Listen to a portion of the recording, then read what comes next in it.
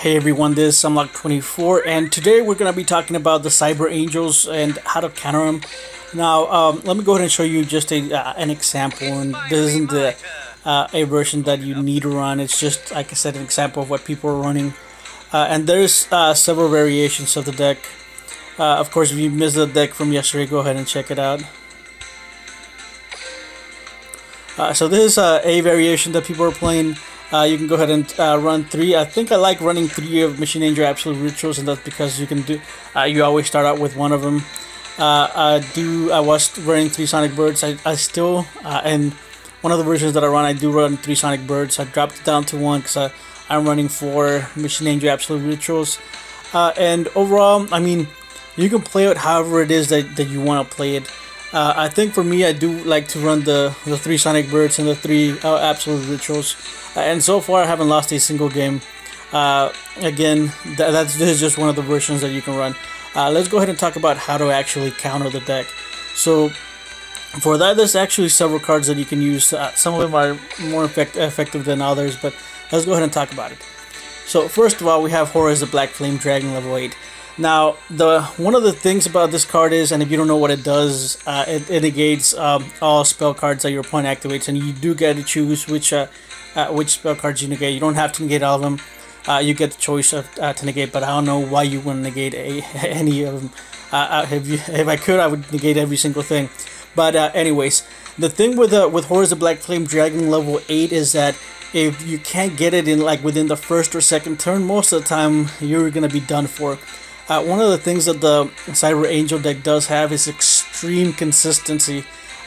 It can dish out Dakinis out super fast.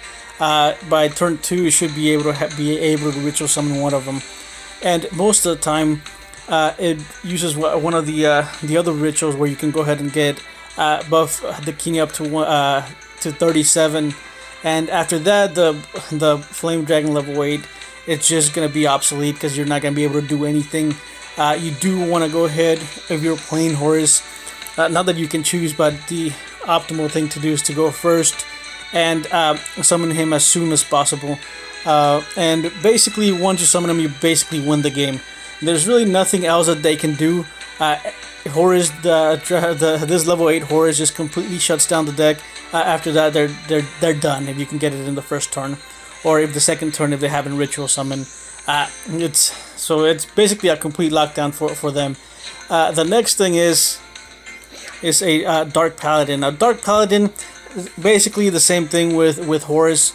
The only thing is that you do need to have a card for you to be able to ditch with Dark Paladin, and that kind of gets tough as you're playing. I did try to play it a couple of times in rank, but I always had it by turn 3 or 4, and by that time they already had a Dakini, and it was basically pointless to summon him. So again, you do have to get him out in the first couple of turns.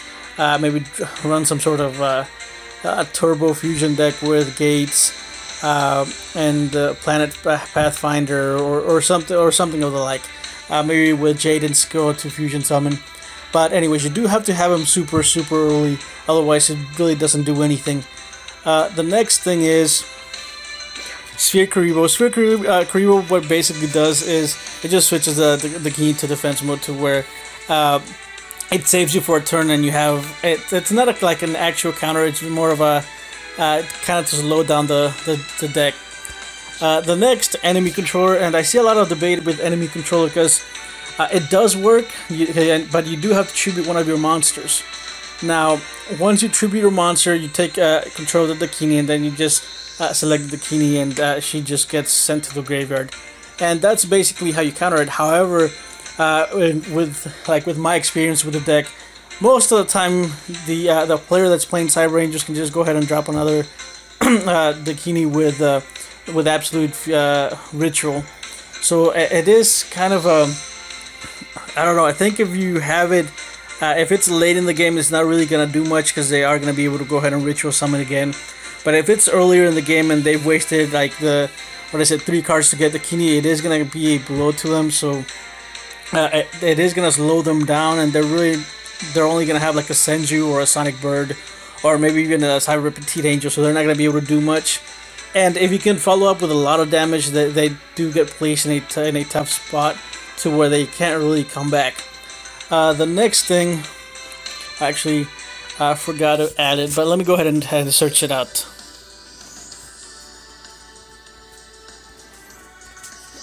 Search magic, search traps.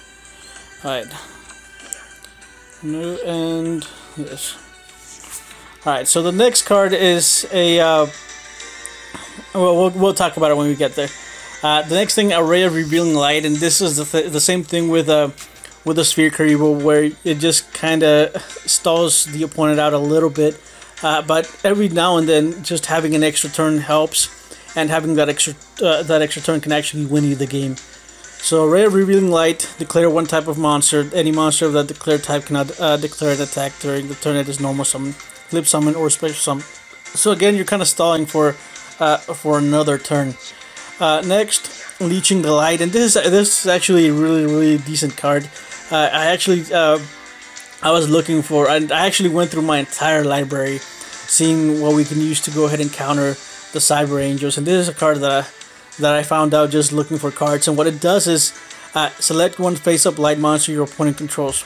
All face-up attack position monsters you control gain attack equal to the attack of the selected monster to the end phase. So you're basically gaining the attack. The only thing is, if you're playing against anything else, it's basically useless.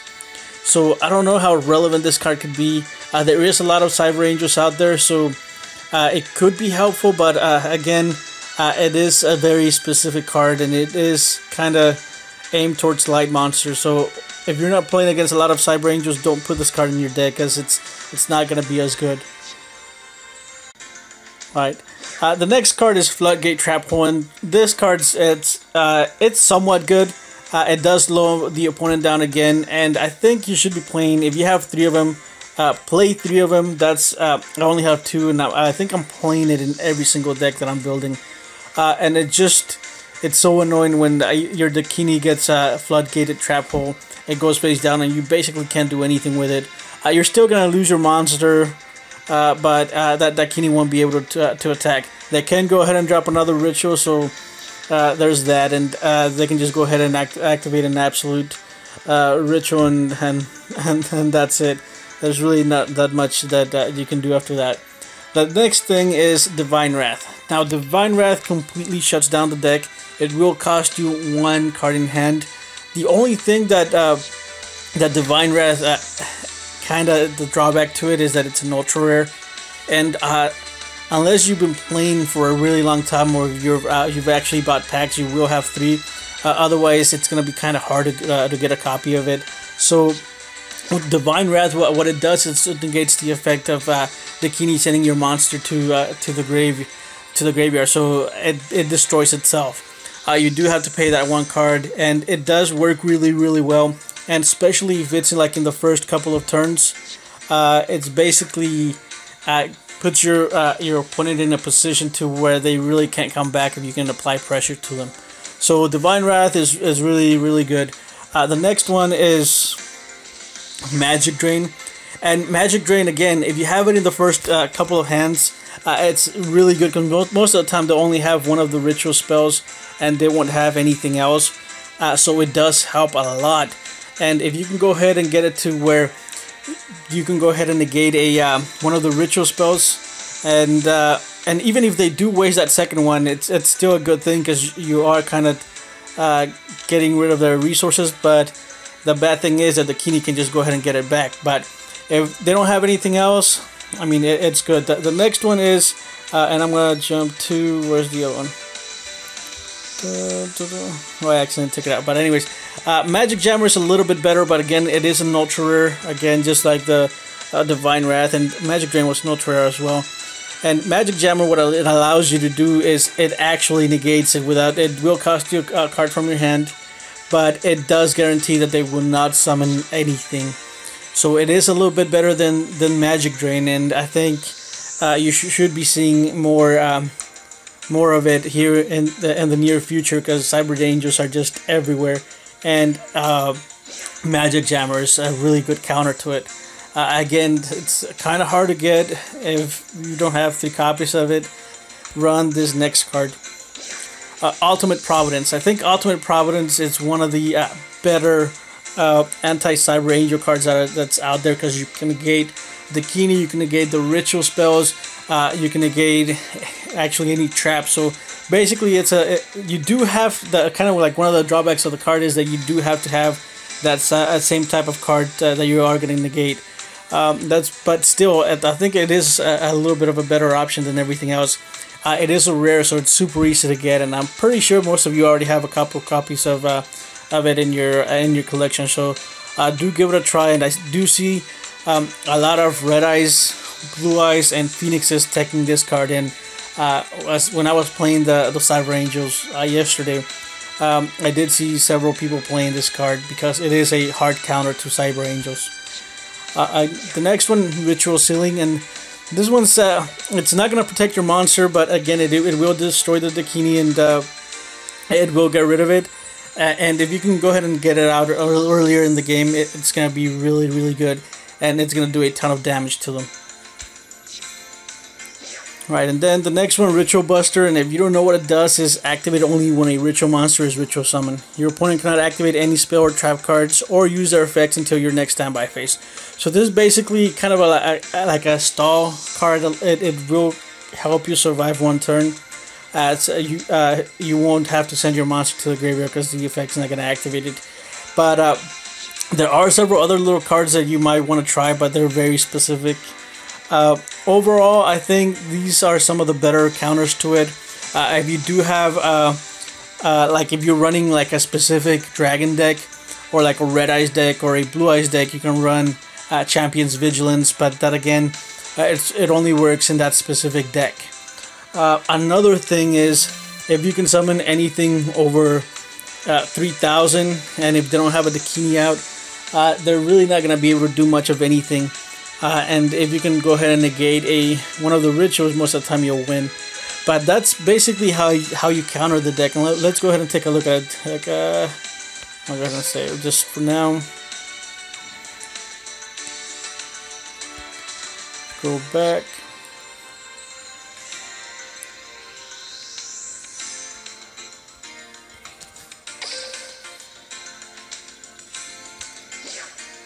Alright, so there's the deck. If you can, most of the time you want to go ahead and negate this, or you want to go ahead and negate the Dakini's effect.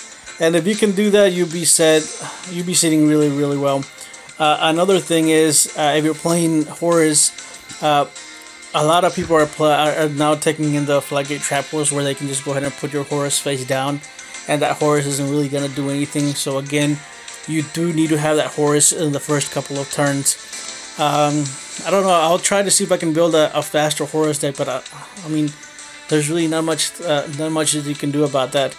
And then Mirror Walls, so it defends the Senjus. I wouldn't suggest that you negate the Senjus effect, especially if it's on the first turn, because most of the time they're going to have a Cyber Petite Angel, or they're already going to have a ritual monster out.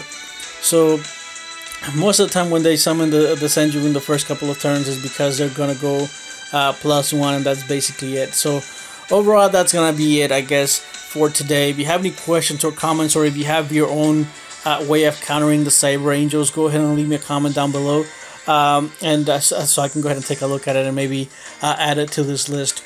But that's going to be it for today. If you enjoyed the video, go ahead and leave a like, and if you dislike it, go ahead and leave a dislike. And if you really, really enjoyed it, go ahead and do subscribe, as I do try to post every day.